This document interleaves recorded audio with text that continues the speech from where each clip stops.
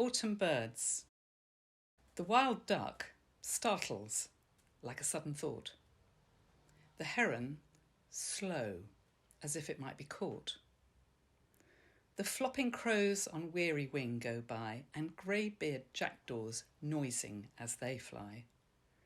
The crowds of starnels whiz and hurry by and darken like a cloud the evening sky. Larks, like thunder, rise and suthy round, then drop and nestle on the stubble ground. The wild swan hurries high and noises loud, with white necks peering to the evening cloud.